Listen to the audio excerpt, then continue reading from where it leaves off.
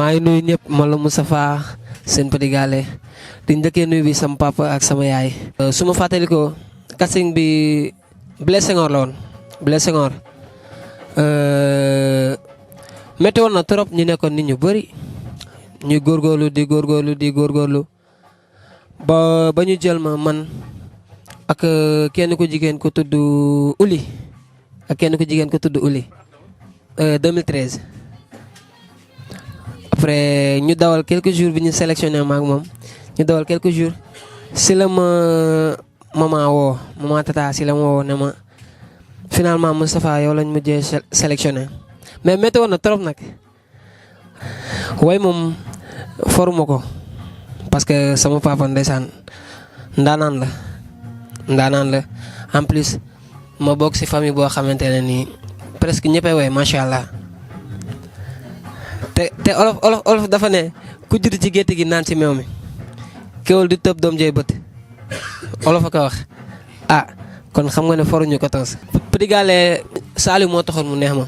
parce que genre dama ko doon gis mu mën way macha allah loolu convaincre ma ba ma ne damay bokk seen Petit Gallé parce que gis naa que ne ni fa nekk mënuñu dàq ñu ma way ma ne dinaa si participer après sama benn sœur bu tudd Marème Tanor Mbaye ma koy nuyuwaale de passage Marème Tanor mu woo ma téléphone ne ma Ameth compétition bi war nga si mën a bokk de parce que ñi daax ñu la waay la première fois bi mu ko wax sama papa nag sama papa dafa bañ. après ñuy dem di dem benn jour mu ñëwaat kër ga di ko wax sama papa di ko expliquer que genre lii affaire xale la kaf la foore looloo waral sama papa bàyyi ma bu ma participer seen Petit Gallé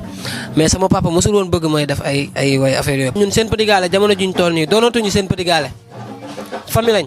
Tata Ngoné mooy suñu yaay. yombul woon nag au début parce que ñun ay jeunes lañ ñu daje si kër di kaf di foree ñëpp bokkuñu jikko ñu dem ba ñëpp ñu doon benn xoolal au star tey ñun ñëpp benn lañ. da nga gis pap daf may romb ma tapas ko fii ñu daw daxante mbëggee romb ma fii ma tooñ ko ñu daw daxante ay choconé noonu ndaxte noonu keneen ak keneen noonu parce que loolu noonu mooy wane na ñun benn lañ Petit Gallé dafa neex parce que li ngay dund si kër gi di kaf di foddiree amaan am na ñoo xamante ne sax bu ñu demee seen kër duñ ko fa dund. man moom franchement yooyu mosuma dal ay taxaw si kaw seen am track parce que avant seen Petit Gallé dama doon taxaw si kaw seen di way amaana nag public seen Petit Gallé bokkul ak public yi ma doon taxaw mais peut-être que li ma ko tàmm avant may ñëw moo tax doonu ma woon gêné affaire yooyu noonu. xaar ma bu Youssou Ndour. man moom tonton Youssou dafa mës a nekk sama fan dama ko mës a bëgg ba son bu ma mën a jox son bu ma gënal bu ma joxee son da nga gis sama xol day sedd. ba ma jot oto bi may xaar yaakaar de jéeg nga gël gi ma doon wut xaar ma la la la la la la la la la la la